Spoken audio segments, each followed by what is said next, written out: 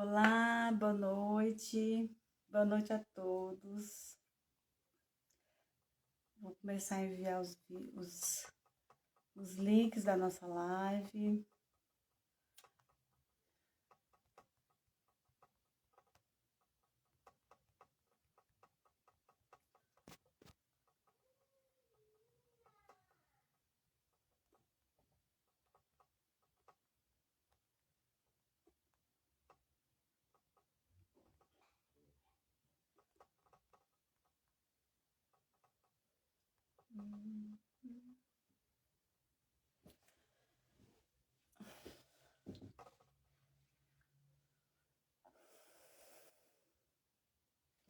Vamos aguardar.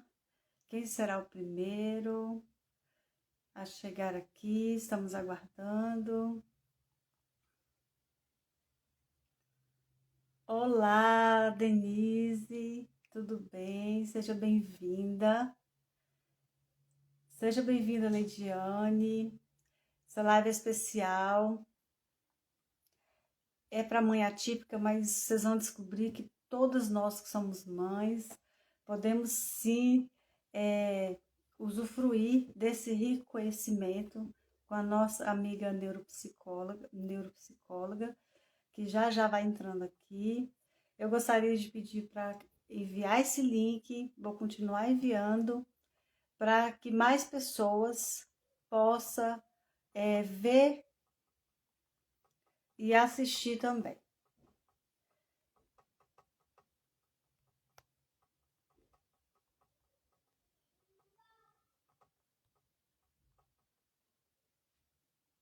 Olá, bem-vindo a todos, uma ótima noite. Bora ver quem já tá aqui? Quem já tá aqui comigo? Denise, linda, seja bem-vinda. Leidiane. Leidiane, querida. Denise, oi. Heloísa, linda, terapeuta. A Diná já está aqui. A Neuza Brito. Silmônia, muito bem-vinda. Pela primeira vez aqui, me prestigiando. Gente, quem me conhece sabe que eu gosto de se cumprir o horário certinho, né? Já é 8h30, né? Horário de Brasília. E por que horário de Brasília? Porque a nossa Diná, convidada especial, ela é de Manaus. Quem pode me dizer se está tudo bem aí com a imagem, com o som? Olá! Bem-vinda, querida Luciana. Por favor, vocês divulguem esse link. Essa live é muito especial, porque fala de um tema assim que encaixa para todos nós mulheres, né? Ok, Diná, muito obrigada, querida. Nayara Reis, bem-vinda. Diná, pode, se você quiser entrar agora, pode pedir aí participar que eu vou aceitar aqui. Vamos fazer uma tentativa, porque eu quero que você me veja e eu te vejo também. Que as duas últimas lives eu não vi, eu vi as minhas convidadas, porém elas não me viram, tá bom? Gente, muito obrigada pela participação de todos. Será uma live de muito conhecimento. A gente sabe que eu coloquei mãe atípica, mas é o contexto familiar, é mãe, então todo mundo, pai, pode participar, não tem problema, tá bom? Compartilha, entrar ao vivo. Paula, bem-vinda.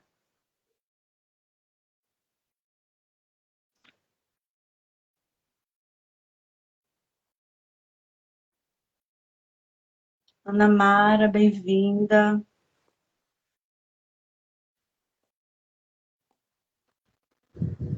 Ah, querida, eu estou te vendo, você está conseguindo me ver? Oi, Oi, está oi, conseguindo me ver?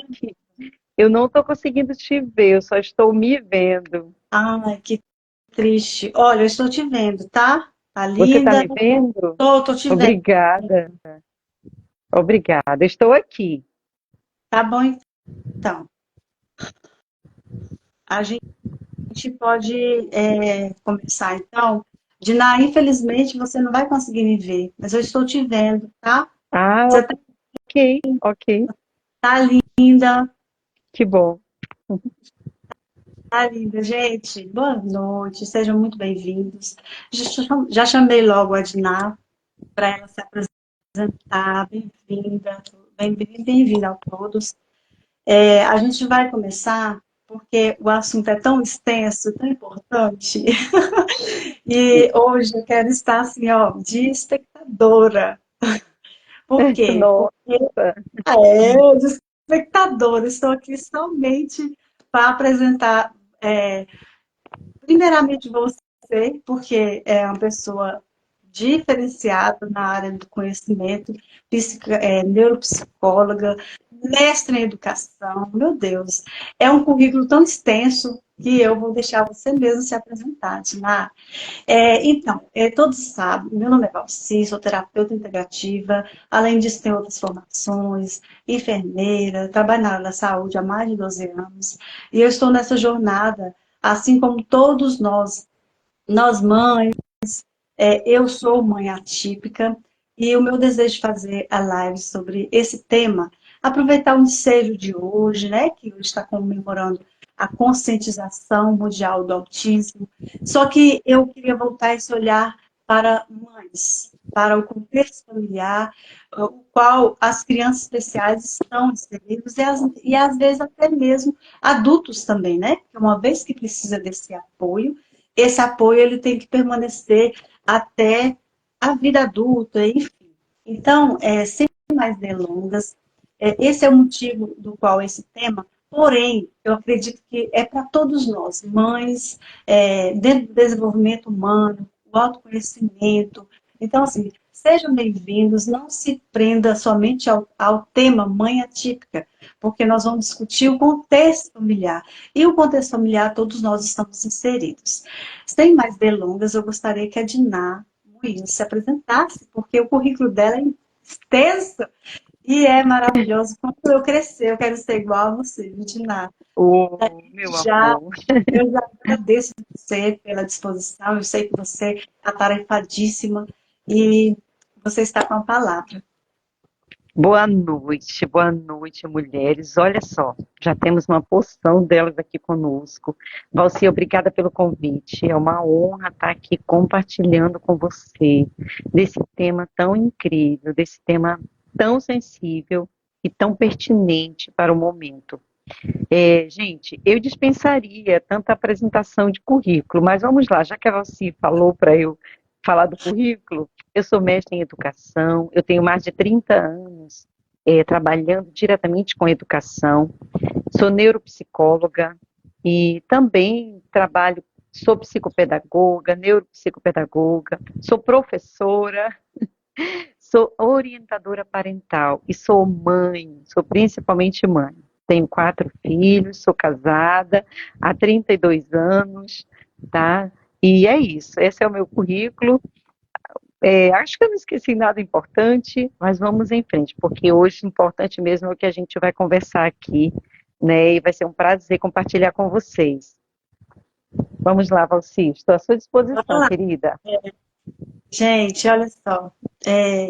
Eu gostaria de já começar com algo assim, que é uma grande, é um grande desafio para uma família, que é a chegada de algo novo.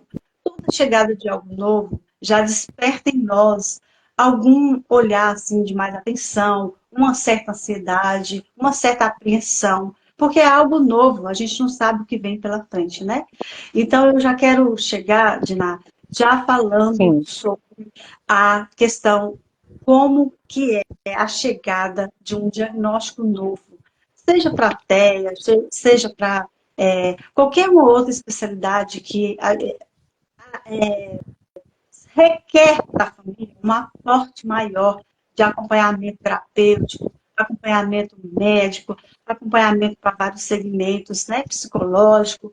Então, Uhum. eu queria que você discutisse um pouco na sua vivência clínica, como que as famílias elas encaram a chegada de um novo diagnóstico, aquela quebra de expectativa, a mãezinha engravidou, né? Espera-se que seja tudo certo, tudo normal, dentro do padrão esperado pela grande maioria da sociedade, e aí, de repente, lá, né, dependendo da idade da criança, chega um diagnóstico de um TEI, por exemplo, de um TDAH, de hiperatividade. Então, eu queria ver com você, Diná, como que, na sua vivência de clínica, como que esse diagnóstico ele é recebido dentro do contexto familiar? Então, se, na verdade, cada pessoa, a mãe, geralmente, ela recebe de uma forma, às vezes o pai recebe de uma outra forma, a família também recebe de forma diferente. E quando se trata de criança, né, a criança não tem muita consciência da sua condição. Mas quando se trata de, por exemplo, um adolescente, um adulto atípico que também recebe o diagnóstico, também tem uma reação diferente. Então, assim, apesar de as reações serem diversas, mas no geral, isso traz para a família duas posturas, dois sentimentos, duas sensações.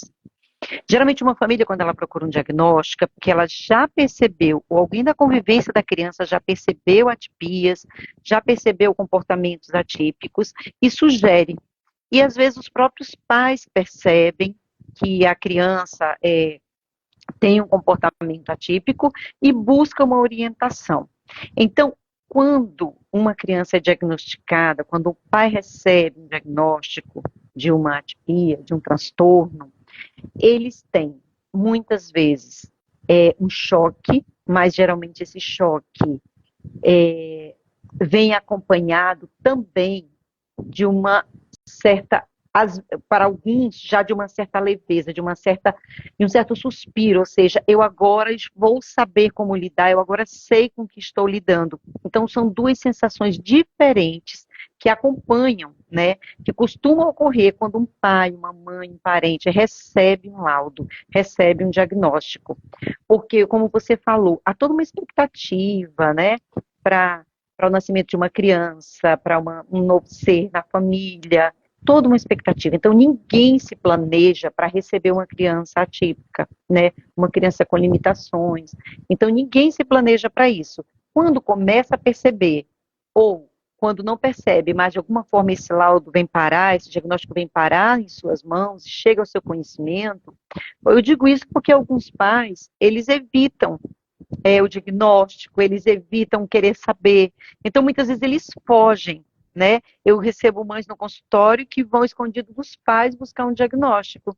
E aí eu só vejo o pai, geralmente, quando é na entrega do laudo, na devolutiva do diagnóstico, é que o pai se propõe a vir, a gente consegue que o pai venha, e aí nós conversamos. Mas, às vezes, quando esse papel cai na mão dele, quando esse diagnóstico cai, o que eles falam? Na maioria dos pais que fogem, eles pensam assim, dizem assim, eu já tinha percebido, mas não queria admitir. Outras vezes, eles falam, olha, que bom que nós agora descobrimos o que está acontecendo, agora nós temos um diagnóstico em mãos e agora precisamos apenas de orientação. E aí nós entramos com a orientação e com os encaminhamentos. Mas na grande maioria das vezes, isso cai como um susto, né? Mas eu vou te falar algo. O maior susto para quem busca um diagnóstico acontece quando começa a perceber as atipias e isso começa a ser muito visível. Quando o médico fala, procure uma avaliação, quando o pediatra sinaliza, quando a professora sinaliza. Então, principalmente se são pais, que são famílias que são abertas ao conhecimento e que são totalmente abertas, eles se assustam, eles sofrem, eles choram, muitas vezes entram em crise por conta, né, da frustração e da expectativa de tudo que possa vir a acontecer no futuro com essa criança. Então, antes mesmo de receber um diagnóstico, eles já ficam muito apreensivos, né? Então, geralmente esse diagnóstico cai assim, trazendo susto, trazendo um pouco de dor, de sofrimento e de realmente de um pouco de frustração, né, para a família, um pouco de frustração. Mas tudo depende em que tempo esse diagnóstico chega. Como lhe falei, vamos lá. O diagnóstico, às vezes, chega para esse pai que se omitiu o tempo todo e que disse que achava que a mãe estava vendo coisas, procurando doença no filho, né? E quando, de repente, ele é surpreendido com um laudo, com um diagnóstico, então, esse pai, ele geralmente o choque é bem maior, ele se sente bem mais chocado. E quando ele admite isso, quando ele aceita a situação, ele chora, ele, sabe, ele fica ali vulnerável, muito vulnerável. Mas quando esse diagnóstico vem já de um caminho em que, de percepção, né, em que a família já tem percebido a diferença, a escola já tem percebido, e a família já está ali em busca de um diagnóstico, mas já está percebendo as diferenças, é como se esse sofrimento fosse mais dissolvido, sabe? Porque no início, quando se começa a perceber as diferenças, se começa já a admitir que há algo diferente no filho. Então, quando o diagnóstico chega, é apenas uma confirmação daquilo que os pais, que a família já havia percebido. Mas, sabe, para uma mãe que geralmente é quem percebe, quem corre atrás desse diagnóstico, sabe, quem corre atrás desse apoio médico, dessa orientação profissional, não é fácil. É muito difícil, sabe, esse caminho dessa busca por esse diagnóstico. Porque nesse caminho, muitas vezes, ela enfrenta muita resistência, inclusive da própria família. Então, muitas vezes, a própria família é quem fala que ela está procurando doença no filho, que ela está vendo coisa, que ela está procurando problema, sabe? Então, eu recebo muitas mães que me procuram pedindo sigilo, porque estão vindo sem a família saber que ela está buscando, mas ela está tão angustiada em busca de uma resposta, em busca de compreender o que está acontecendo, que ela se propôs a fazer escondido, né? Se propôs a fazer escondido. Por outro lado, nós temos mães e temos famílias que estão muito abertas. Eu tenho uma família que tem filhos gêmeos e eles não têm nem um aninho ainda, né? Agora que já vão completar um aninho. E o pai achava que a filha tinha traços autísticos e conversou com a mãe. A mãe disse que achava que não, mas que para a questão de segurança e para de se precaver e de fazer o quanto mais precoce possível um diagnóstico, ela iria sim buscar ajuda. E aí ela me procurou e nós conversamos bastante, ela tirou as dúvidas e saiu dali com o coração muito tranquilo. Saiu do consultório com o coração muito tranquilo e pôde também conversar com o pai. Nós fizemos algumas avaliações com a criança. Então é isso. Tudo depende. O estado desse pai ao receber um diagnóstico dessa mãe, tudo depende de em que momento ele recebe esse diagnóstico. Mas essa notícia, tardia ou não, ela traz uma. Eu vou usar uma palavra bem esdrúxula, como se fosse uma pancada, sabe, na família. É como se fosse realmente assim uma pancada forte. É mais ou menos isso que acontece. E não tem momento fácil, não tem diagnóstico fácil, não tem comportamento simples nessa hora. Nessa hora, o comportamento é complexo, né? O comportamento é complexo de buscar entender, buscar aceitar, saber o que fazer para ver esse filho melhor. E como a colega que está comentando, o chão é como se tirasse o chão, é como se o chão sumisse.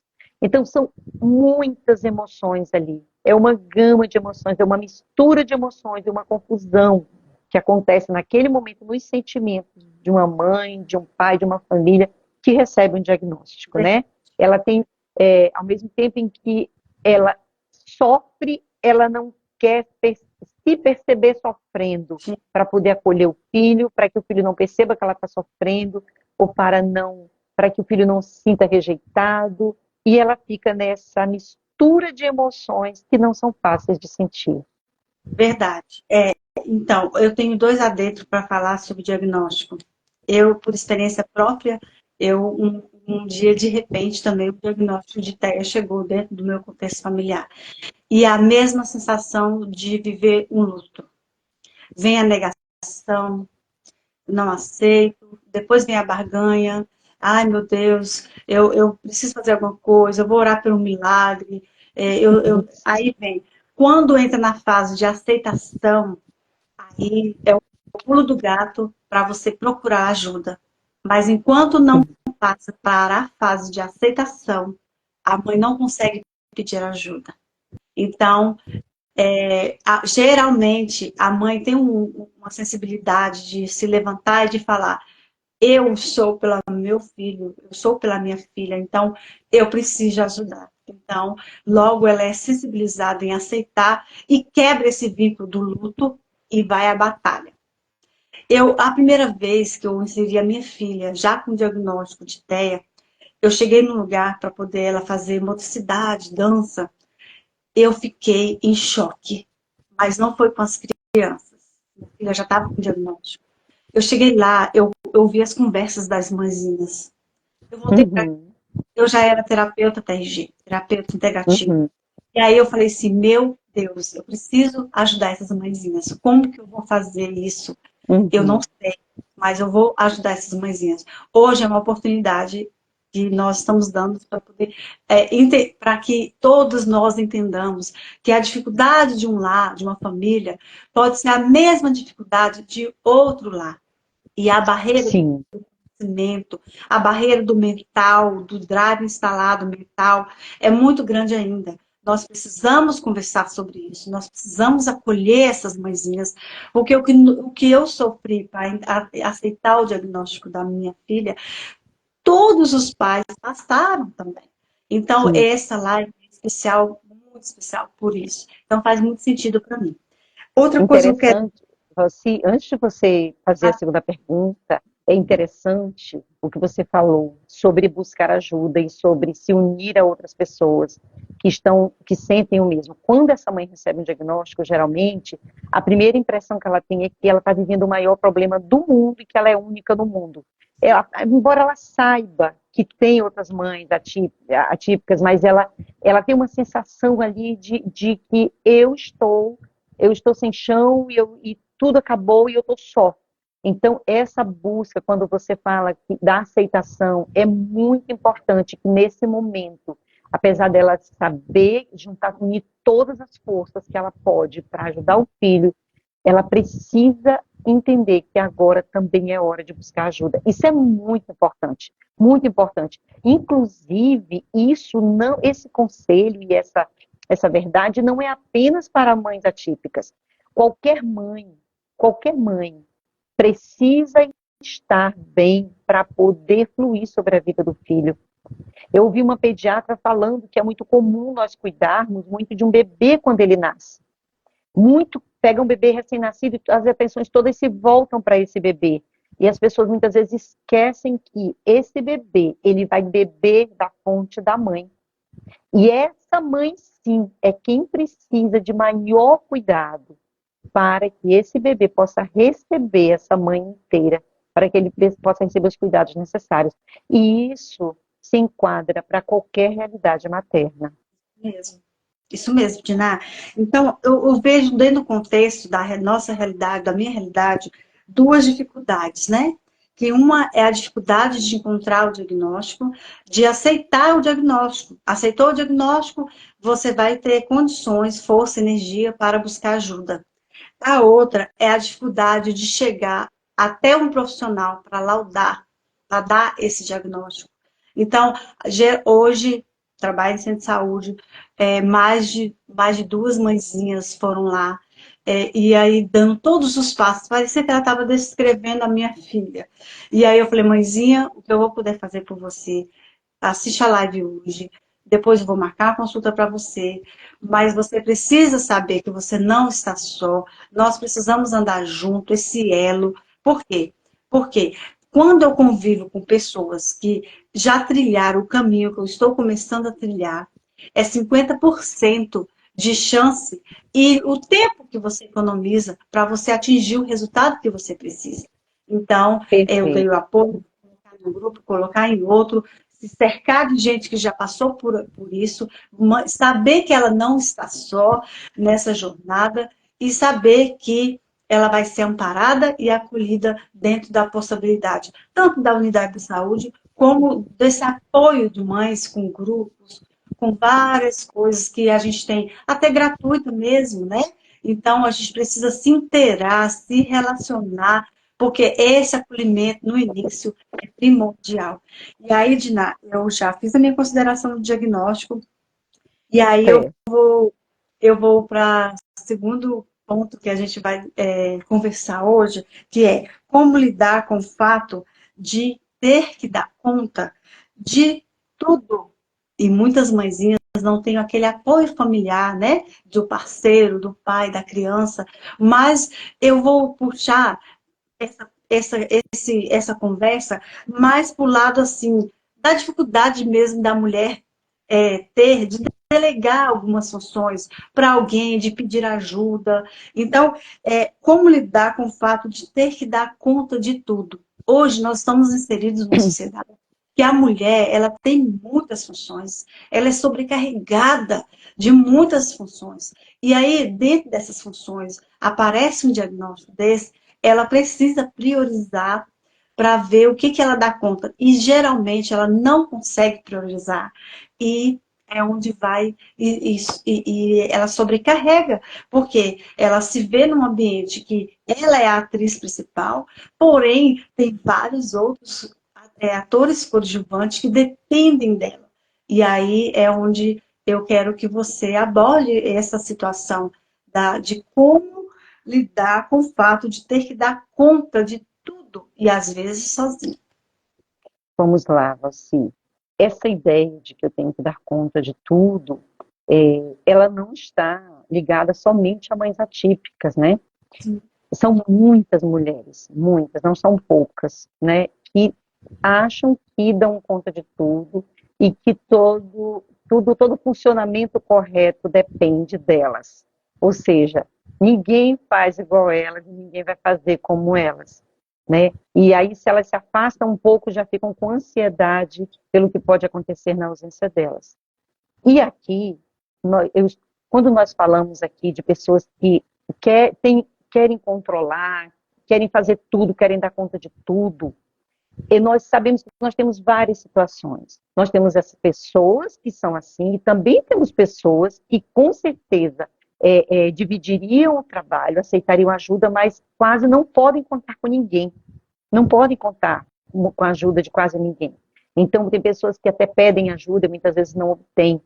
Então, nós temos várias situações aqui. E a que eu estou citando de primeira mão é a que você está questionando. É sobre a sua pergunta que fala de pessoas que querem dar conta de tudo.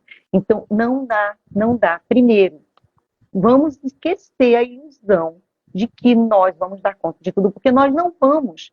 Nem mesmo uma mãe típica, uma mãe que não tem um filho atípico, uma mãe que não é atípica dá conta de tudo. Então, mesmo que você seja só dona de casa, você não trabalhe fora, você não dá conta de tudo. Vai ficar alguma coisa pendente.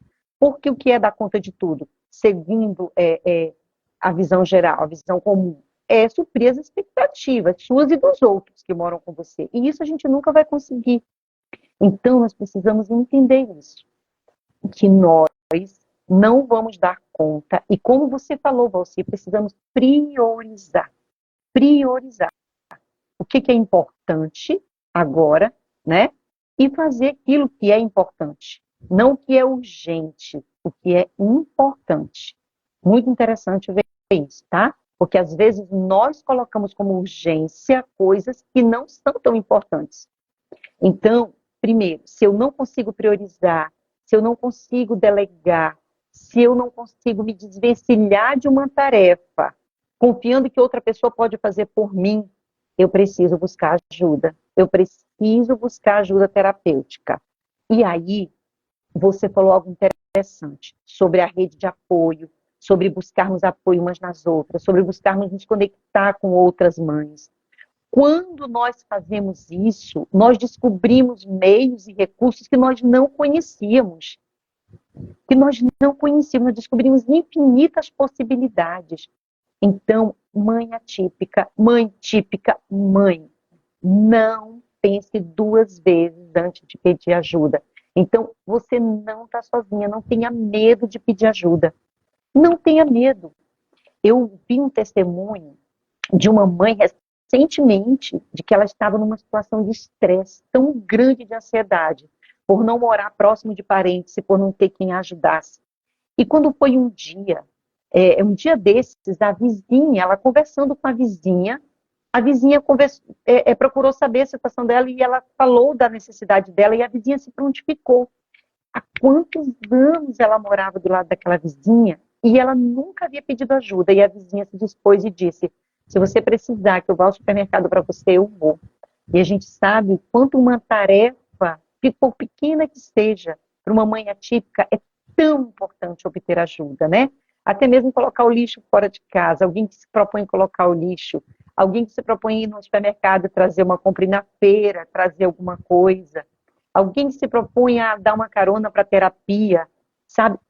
São atividades simples, muito básicas, que para uma mãe atípica são de extrema relevância.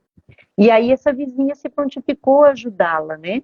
E ela, quanto tempo estava ali?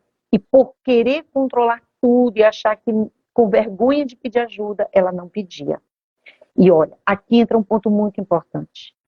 Quando eu tenho uma aceitação verdadeira, quando eu aceito, eu compreendo a situação do meu filho, eu já entro nessa fase de aceitação, é essa mesma sensação que eu vou tentar passar para as pessoas.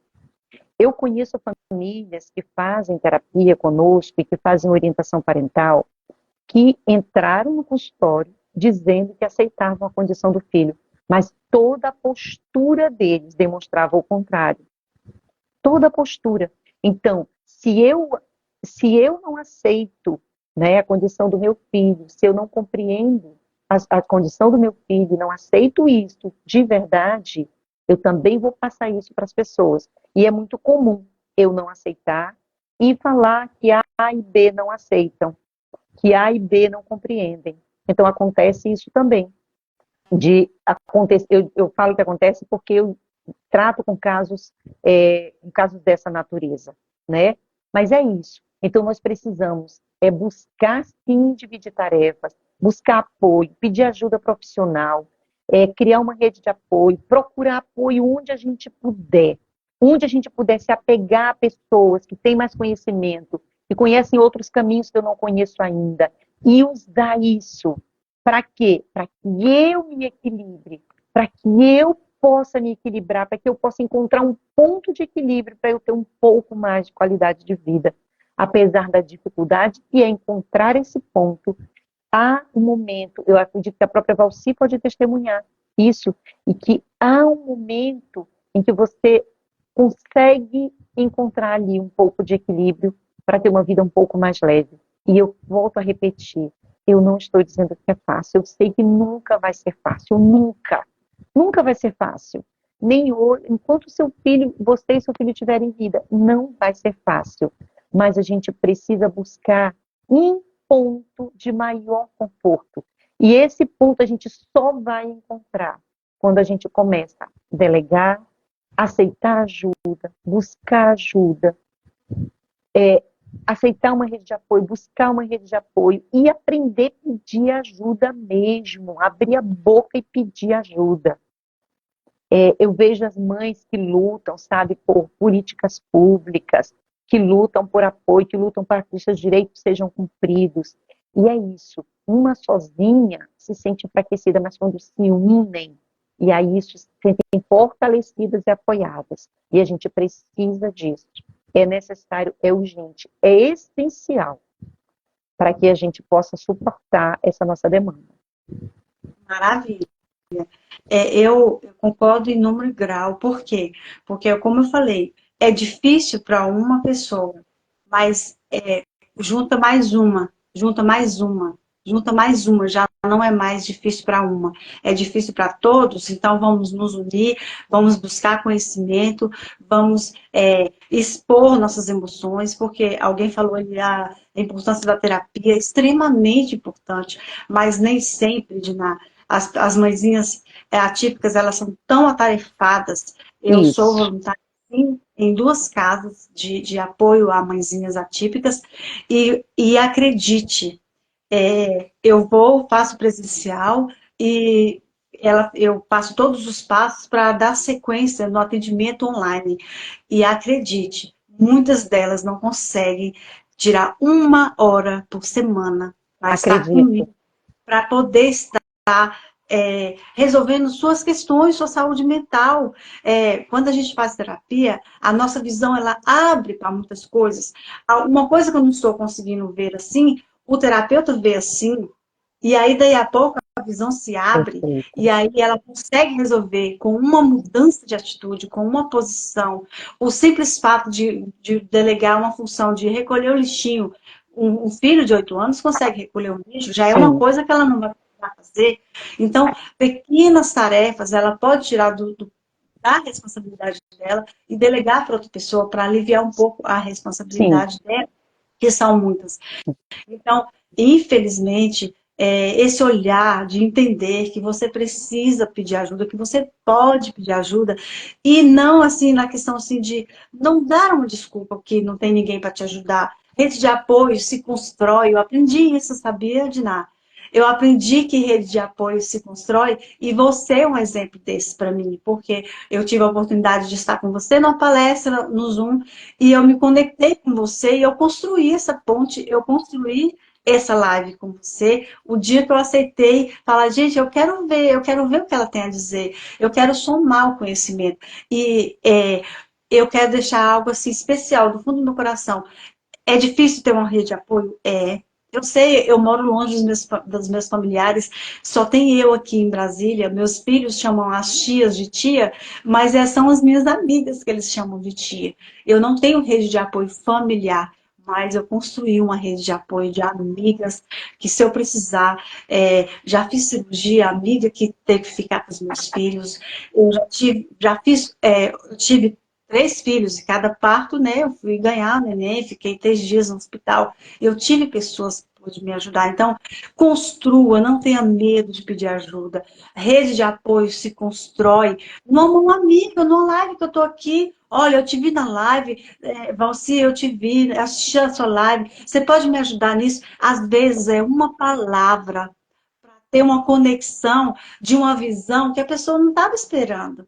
Então, nós, terapeutas, nós vimos, a pessoa chega diante de nós, fala algo, a gente já vai traçando solução assim, ó. Deixa eu contar uma experiência que eu tive hoje de uma mãezinha gestante de 15 semanas, que ela está, talvez ela esteja aqui, eu não a vi por semelhança de nome, mas alguém falou, Val, eu preciso que você ajude uma pessoa, ela está com uma crise de ansiedade, está com dor de cabeça, mas ela precisa de uma terapeuta nessa hora. Aí eu fui lá, fiz a medicaçãozinha primeiro nela e depois chamei ela na minha sala, falei, eu tô aqui, pode ouvir. Olha que linda, Valci, você está dizendo tudo que eu queria. Olha que coisa mais linda. Eu tô aqui para ouvir você, me fale. Ela falou, falou, falou. Eu comecei a desenhar, sabe, Dina?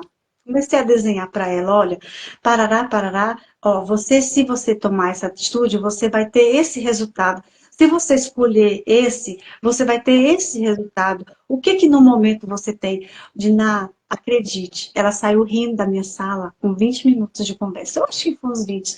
E olha, eu fiquei tão feliz. E as minhas colegas que me enviaram para mim, e aí, como é que foi? Eu disse, uai, eu não sei, ela saiu rindo da minha sala.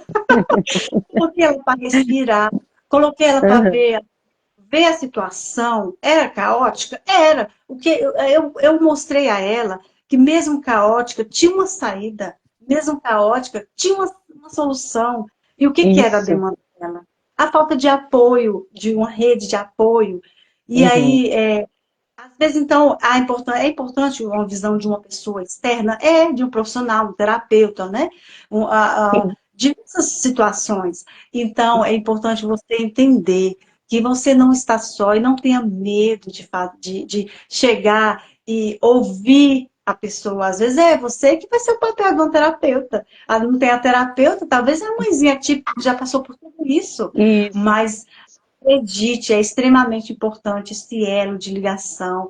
é importante a gente entender que nós não estamos só dentro do nosso processo, dentro da dor, dentro do sofrimento de aceitar um diagnóstico novo, né? Sim, Então, é sobre isso. Nós temos isso, sim que dar as mãos e de conversar, expor nossas dores, expor nossa opinião, sentir acolhida, é extremamente importante para dentro de qualquer contexto. Seja sim, mãe típica, seja mãe atípica, seja um pai que não aceita o diagnóstico. Geralmente, os pais têm uma sim, resistência terrível. sim, sim. Pai, a primeira coisa que eu ouvi, você está ficando doida, agora tudo é doença, você está ficando doida, aonde é que você viu? A menina é normal, ela nem tem cara disso. É o que mais a gente escuta. Não tem cara de autismo. Não tem que ter cara, gente. Não está escrito assim, ó, TEA, bem grandinho quando nasce. Sim. Então, assim, a mãe, ela é mais sensível, né? Então, os homens que estão aqui, sejam mais sensíveis quando as mulheres falam assim, olha, eu estou percebendo que tem algo diferente. Então, busca ajuda e saber que você não está só. Ah, Aí, Dina, já até puxo o gancho para nosso próximo questionamento, discussão. Quando que eu tenho que abrir mão desse controle e pedir ajuda? Porque é uma resistência pedir ajuda. É uma resistência. Eu falo, eu não vou me expor. Quantas pessoas já falaram isso para mim? Eu não quero rotular o meu filho. Eu não quero me expor. Então, nós estamos aqui para dizer a você, peça ajuda sim. Põe a boca no trombone, use o microfone, use um tambor, fale das suas necessidades, porque a sua dor pode ser a dor de uma outra pessoa, aí junta, dor com dor, vai sair alguma solução, né? Então, se é para chorar, chora junto. Se é para mostrar uma saída, vamos mostrar uma saída também, porque tem solução sim. Só não pode é internalizar, porque, né, Diná, quanto mais internalizar essas questões, problema mental vai aparecer e a gente vai falar de alguns problemas mentais que pode acontecer quando nós temos essa dificuldade de expor nossa opinião, de nos posicionar frente a um desafio novo. Então, é sobre esse questionamento. Quando abrir mão desse controle e pedir ajuda? nas vezes, essa situação, essa, essa queda, né? Essa depressão, essa ansiedade, essa sobrecarga, ela acontece tão sutilmente que quando a mãe se percebe, ela já está numa situação em que ela quase não consegue levantar sozinha. Então, eu preciso me perceber. Eu preciso realmente aprender a me olhar, me perceber. Porque eu também me acostumo numa correria, numa loucura, numa sobrecarga. Eu me acostumo a passar um mês sem dormir direito. Eu me acostumo a passar muito tempo sem comer direito, comer comida gelada. Eu me acostumo a essas coisas. E quando eu me acostumo, quando eu me habituo nisso, eu não vou me percebendo quando chega o meu limite. Então, o quanto eu tiver lucidez, o quanto eu estou lúcida e percebo a gravidade da situação e percebo o quanto eu vou precisar de ajuda, o quanto meu filho precisa de mim bem, eu preciso estar mais ou menos equilibrado, eu preciso estar o mais saudável possível, eu já tenho que pedir ajuda. Essa ajuda ela tem que acontecer o quanto antes. O quanto antes eu construir essa rede de apoio, melhor para mim. O quanto antes eu buscar ajuda, eu vou estar fazendo um trabalho preventivo. Eu não preciso buscar ajuda quando eu já não consigo mais sequer me mover. Quando eu falei ainda agora, há pouco tempo, Valci, sobre algumas mães que não buscam ajuda porque nem elas mesmas ainda não aceitaram a situação, isso é muito verídico, isso é muito real. Então, muitas vezes eu tenho vergonha, eu, como você falou, não quero me expor. E aí, eu uso como desculpa de que não tenho apoio, de que não tem quem me ajude, sabe? Eu não busco conhecimento, como a Vilani falou aqui, né? Que o conhecimento é a base de tudo, que quando eu conheço o problema, eu também começo a ver soluções. Quando eu conheço a situação de verdade, eu começo a ver soluções, sabe? Então, quando eu percebo de verdade que está tudo bem com o meu filho ser assim, que ele é atípico, mas que está tudo bem ele ser da forma como é, eu começo, quando eu aceito isso, eu também não tenho medo de me expor para outra pessoa e dizer, eu e meu filho precisamos da sua ajuda. Eu não vou ter medo de expor essa verdade, porque é uma verdade absoluta, é uma verdade que eu já aceitei para mim, certo? Então, eu vou buscar essa ajuda. Então, enquanto eu estou com vergonha, enquanto eu estou me escondendo, enquanto eu estou dizendo que os outros não me ajudam, que os outros não querem, que eu não vejo solução, eu preciso me analisar e ver o que realmente eu estou pensando sobre isso, sabe? Se essa vergonha não é minha, será que eu não estou com realmente não querendo me expor e não querendo expor o meu filho, no sentido de ter vergonha, de não estar disposta a ouvir um não, sabe? Então eu preciso sim me expor, e o quanto antes eu me expor, antes eu consigo ajuda, antes eu consigo chegar ao conhecimento, antes eu consigo chegar a um recurso que poderia durar bem mais tempo para chegar. Então, mas se eu por acaso fui me sobrecarregando, e quando eu me percebi, já estava numa crise de ansiedade, já estava numa situação de vulnerabilidade, já estava numa situação emocional muito séria. Então, enquanto eu tenho lucidez, enquanto eu sei que preciso, eu preciso pedir ajuda. Eu preciso pedir ajuda. Se eu não tenho ninguém físico, eu preciso entrar na internet, eu preciso buscar nas redes sociais alguém que lide com essa situação, buscar um terapeuta, alguém que possa me ajudar. E como você falou, apenas ouvir, muitas vezes, já te oferece leveza. Alguém que tem um pouco mais de conhecimento que você, ou alguém que te oferece o ouvido e traz uma luz sobre a situação, sobre o seu comportamento, sobre como você está. Isso já ajuda, já traz um alívio muito grande. Existe uma crença milenar, uma crença milenar de que é necessário uma aldeia para educar uma criança. Pense, estamos falando de crianças típicas. Quanto mais para uma criança atípica. Então, ninguém consegue nada sozinho, ninguém. E é mais difícil conseguir para uma criança típica, porque isso demanda mais tempo, demanda mais recursos, demanda uma mãe deixar a vida dela para cuidar da vida do filho, né? Então demanda muitas renúncias, mas mesmo assim ainda é necessário essa aldeia, ainda é necessário. Muitas vezes eu reconheço que a nossa aldeia, que é a casa onde nós moramos, é a nossa família, né, não dá aquele apoio, nós não encontramos nessa família o apoio que precisamos. Sorte, felizes são os que encontram apoio na família. Mas eu quero dizer para você que existe uma família atípica fora das paredes da sua casa, que pode ajudar e que pode vir a ser bênção para a sua família, para a sua vida, e lhe ajudar a enxergar, dar uma luz, sabe? Jogar uma luz no seu peso, na ansiedade, na situação em que você está se encontrando, e que pode sim te ajudar, pode sim te dar a mão. Existem muitos recursos disponíveis. A Ana Raquel, ela perguntou, Valci, eu estou há mais de uma semana com dor e queimação na cabeça. Pode ser ansiedade? Pode ser muitas coisas, né? Pode ser muitas coisas. Geralmente, dor na cabeça, pontada na cabeça, remete sempre a preocupações. A preocupações, excesso de preocupações. E aí, esse excesso de preocupação dói a sua cabeça, né? Aquela pressão na cabeça.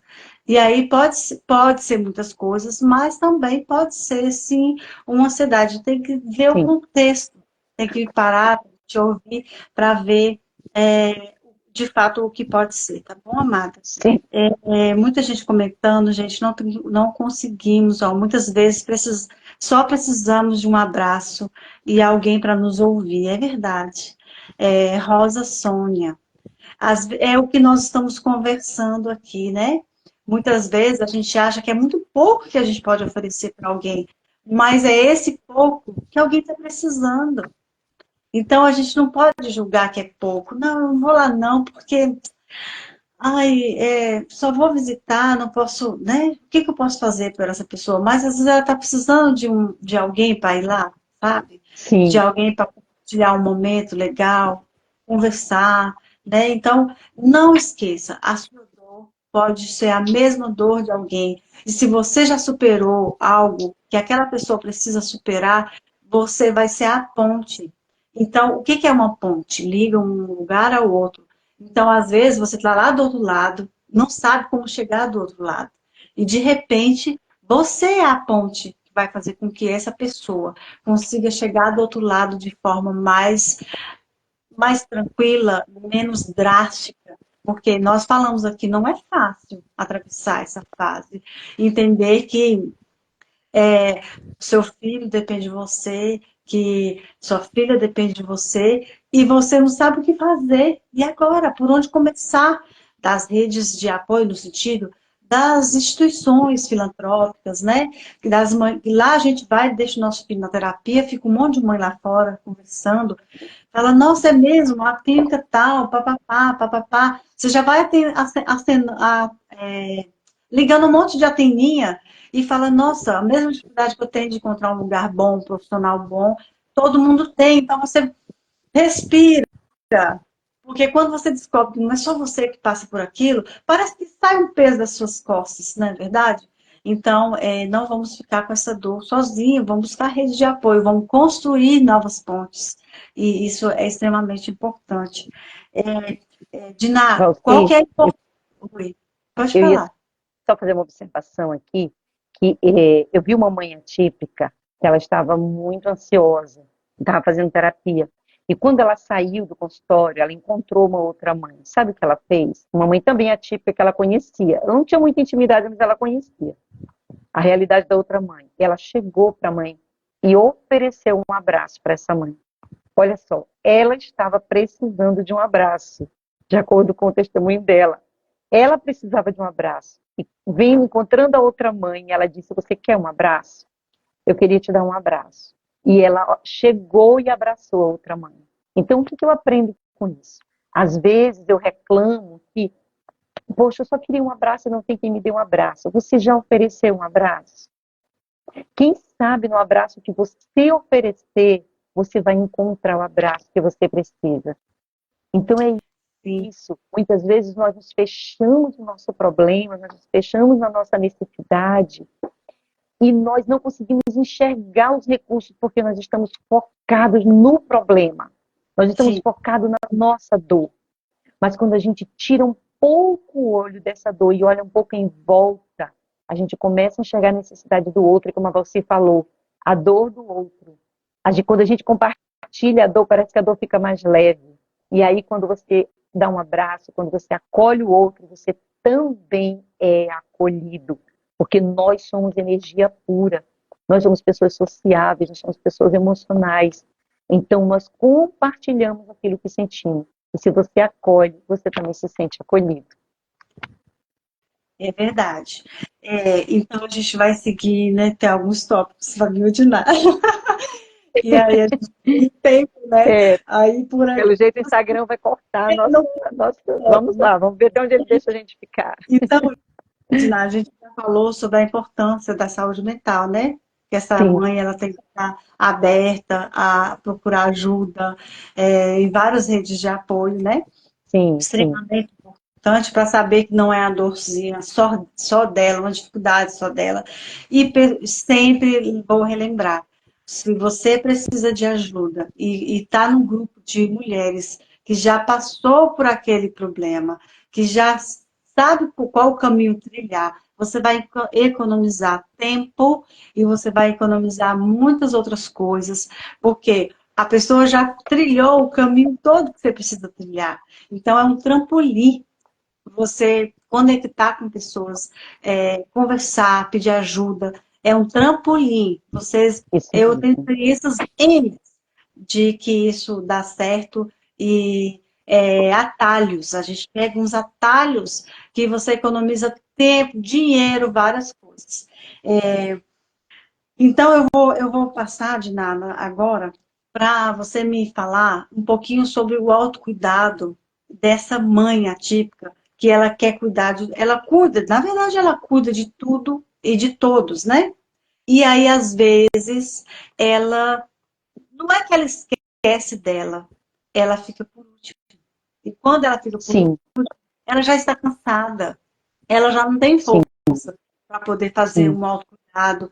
Eu estava me organizando desde o ano passado, retrasado. Eu tenho a minha filha mais nova, tem 3 anos e meio, e eu não estava conseguindo voltar a fazer um exercício físico.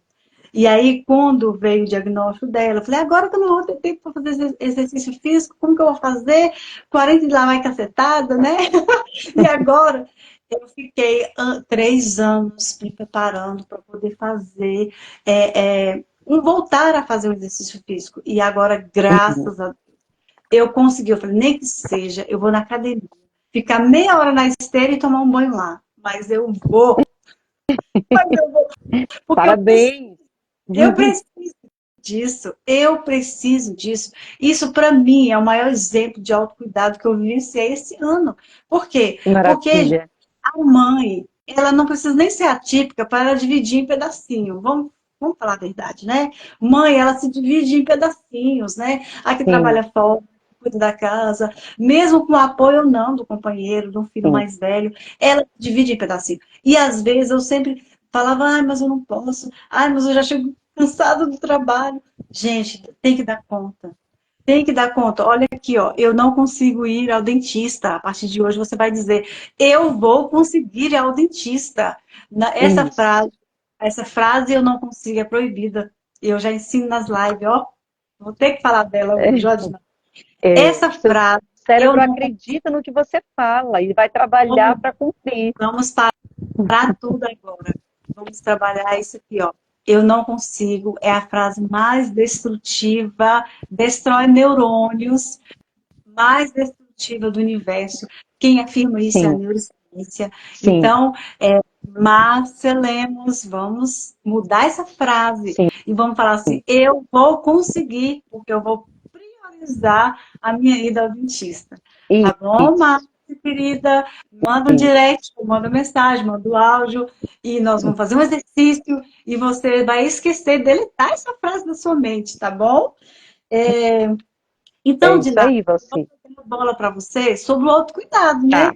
Como está o autocuidado? Qual a importância dele para essa mulherada aí, que assim como eu estava 3 anos e meio sem conseguir fazer um exercício físico nem meia hora por dia, e agora eu consegui 3 vezes na semana, meia hora que seja, mas eu vou. Bem, a gente tem pouco tempo aqui na live, mas a gente vai procurar aqui otimizar esse tempinho.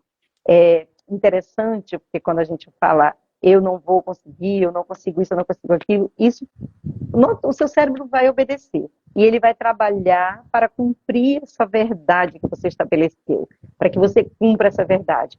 Então, mesmo que você não veja tempo, mesmo que você não veja recursos, mesmo que você não veja como, mas segue o conselho da Valci. Eu vou conseguir ir ao dentista porque eu vou me priorizar, porque isso é importante para mim. Então, começa a falar o contrário. E você vai ver como vai se abrir aí essa oportunidade, essa brechinha. E, Valci, a gente falar sobre autocuidado, a importância, é chover bastante no molhado. Mas, assim, nós sabemos que, veja só, eu quero usar aqui um recurso que eu sempre uso sobre a árvore, né? Eu gosto de mostrar essa figura que eu sempre uso sobre a árvore. De onde é que a árvore tira o alimento? Da raiz, tá? Vou adiantar aqui a resposta. De onde é que os frutos tiram o alimento? De onde é que sai o vício para os frutos? Da árvore, ok? Se o fruto está doente, é porque quem está doente?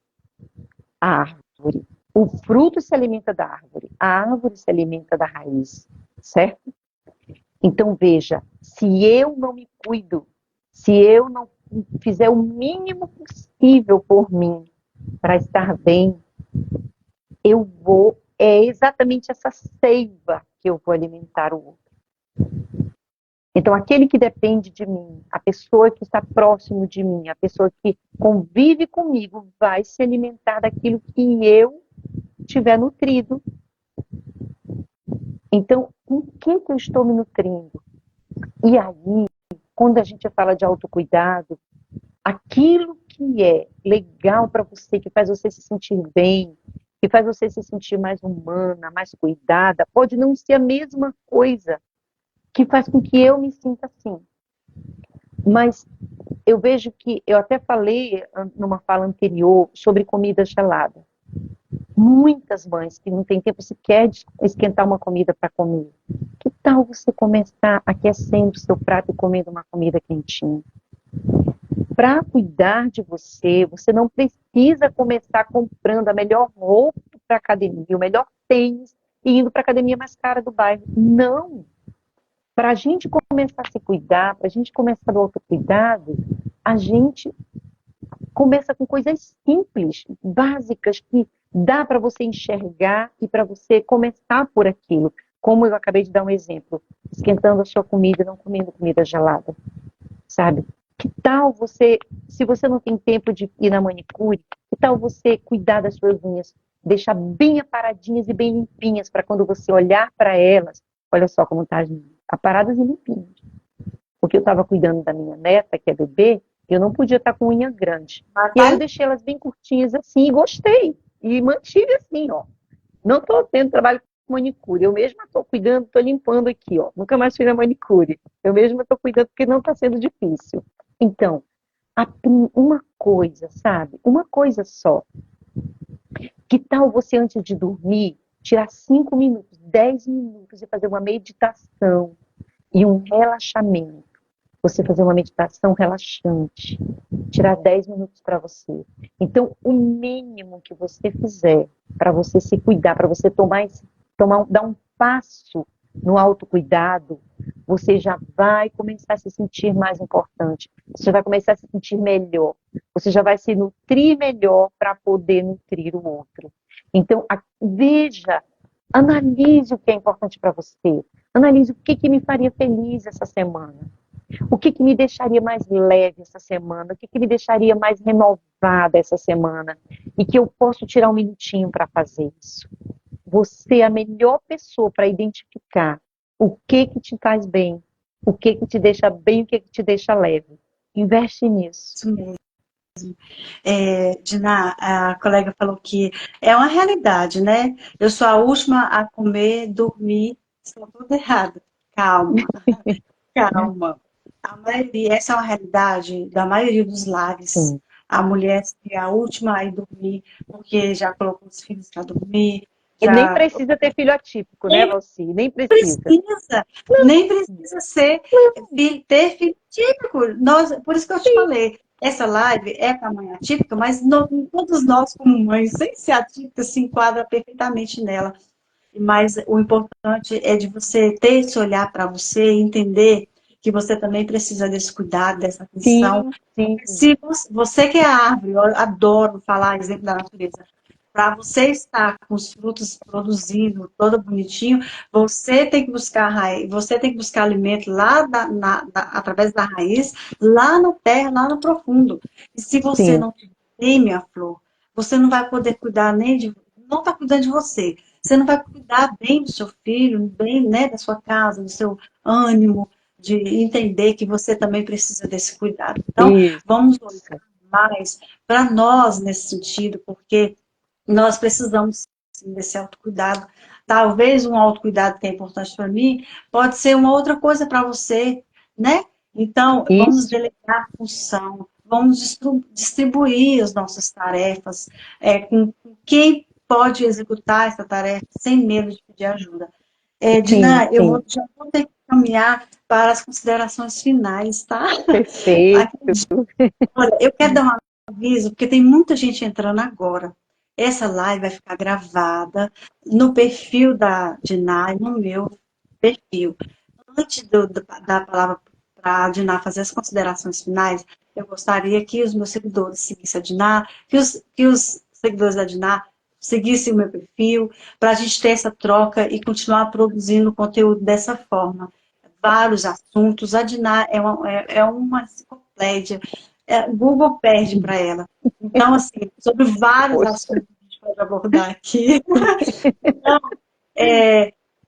vocês podem deixar os coraçõezinhos, chama a gente no direct, segue ela, e nós vamos fazer essa troca de conhecimento. Diná, suas palavras finais, minha flor, mas antes eu quero agradecer você de coração pela sua participação, disponibilidade, que eu sei que você é ocupadíssimo, mais do que eu ainda, porque você atende online, atende aqui, atende ali, atende presencial, e eu agradeço de coração o seu tempo que você dispôs a estar com a gente, tá? Gratidão, gratidão, gratidão. O assunto é muito bom, eu estou muito feliz, tá? Sim, obrigada, muito obrigada por esse convite mais uma vez. Eu quero dizer que eu me sinto honrada e lisonjeada de estar aqui, porque para mim é uma honra servir, é uma honra ajudar, é uma honra orientar. E aquilo que a colega falou aqui é muito verdade. O conhecimento, ele traz liberdade. A Bíblia já disse, né? A Bíblia já disse com muita sabedoria que o conhecimento da verdade liberta. Jesus disse: conhecereis a verdade vos libertará. Então, o conhecimento da verdade liberta. Busquem conhecimento. Conhecimento, quando eu estou falando, eu não estou falando só de teoria, não estou falando só de livros, eu estou falando de relacionamento. Relacionamento uma com a outra nos traz conhecimentos que nós não tínhamos e que por si só, às vezes, a gente não encontra. Conhecimento, relacionamento com Deus, a gente se relaciona com Deus, a gente se conhece melhor Ele, conhece melhor a gente, relacionamento uns com os outros. Então, independente de você ser mãe típica ou mãe atípica, busque uma rede de relacionamento, busque se relacionar com pessoas que somam, que acrescentam na sua vida, que ajudam você a se sentir melhor e saia dessa situação. Se você está em crise de ansiedade, se você está numa situação que você não está conseguindo se erguer e ter uma vida mais leve, não fique assim, não se conforme. Busque ajuda. Estou aqui está aqui Valci. Fale com a gente no direct e vamos conversando e vamos nos ajudando, dando a mão umas para as outras, nutrindo umas às outras, porque nós não fomos feitos para sermos eremita, não fomos feitos para viver isolados, não fomos feitos para viver sozinhos, cuidando isoladamente da nossa vida. Somos seres sociais e fomos feitos para compartilhar, ok? Então vamos nos ajudar e aproveitar o que temos uns dos outros para viver melhor. Mesmo. Então, o que eu posso dizer, né, para encerrar a live, porque a gente tem tempo, né, para poder fazer esse encerramento. Dizer a você que você não está só. Peça ajuda. E outra coisa, quem disse que você tem que dar conta de tudo? Tira da cabeça essa noia que foi colocada na nossa mente. Mulher é uma esponja emocional, ela sai absorvendo o problema dela, o problema do vizinho, o problema do trabalho, o problema de todo mundo, e vai. Já colocou uma esponja na água, aí ela chupa a água assim, ó, e aí vai absorvendo, daí a pouco você está doente emocional. Então, não vamos perder a oportunidade também de nos expressar, de falar daquilo que tem nos incomodado. Às vezes é só porque você não falou que incomoda. Então, vamos falar, olha, isso me incomoda, você faz o favor de não falar mais dessa forma. Às vezes, no contexto familiar, né, Edna, tem tantas arecazinhas que Sim, dá para se ver. sim. Eu dei o exemplo de um dia da mulher que sempre dava a bundinha do pão para o marido comer, né? Ficou anos, anos e anos dando aquele pedacinho do pão, o marido, tadinho, comia. Aí um dia ele resolveu falar para ela que ele não gostava. E aí passou a não dar mais, gente. O homem comeu 15 anos a bundinha do pão, só porque a pessoa não falou, e Sim, ele ficou só comendo aquela beiradinha do pão. E então não é? tem coisas simples, gente, que fala, gente, mas é tão simples. Mas a pessoa não gostava. E ele não sabia, ela não sabia que ele não gostava. Então, vamos expressar, não saber expressar também é uma dor. Então, não engula lixo emocional. Se você não quer fazer algo, fala, olha, eu não quero fazer, eu não vou fazer, porque isso, não estou afim de fazer. Eu não Então, posso, assim, eu não não dá, não dou conta. eu coloquei hoje, parece, no Instagram, um post sobre os nãos, né? A importância de saber dizer não. Você já é atarefado o suficiente. Vai pegar o problema do vizinho? Fala que não pode, fala que não vai. Porque às vezes a maioria das mães ficam em casa e acha que a pessoa está em casa, está desocupada. Sim, Não, ela está ocupadíssima. Então, assim, que vocês venham aprender cada dia a dizer não. É, não para uma pessoa, é um sim para você. Então, se priorize, cuide de vocês, cuide da saúde mental, vigie nas palavras, porque as palavras são decretos, elas têm poder. Se eu pensei, falei, é verdade. Olha o V, ó. Pensei, falei, é verdade. Faz um V direitinho. Então, eu quero agradecer a todos aqui presentes. Vou compartilhar com você, viu? A live vai ficar gravada para quem está entrando agora, devido ao nosso tempo. E tá aqui, gratidão de Ná, gratidão a todos que estão aqui. Um beijo no coração de todos vocês. Amei a live, Beijo. amei você Também amei. aqui, tá? E é Obrigada. isso, a gente se encontra por aí com outros temas. Sugira temas, eu vou trazer temas, a Diná também. Então é isso, essa troca do conhecimento, porque o conhecimento é libertador. Agora, vocês podem mandar coraçãozinho e eu vou tirar um print para a gente postar amanhã de agradecimento, tá bom?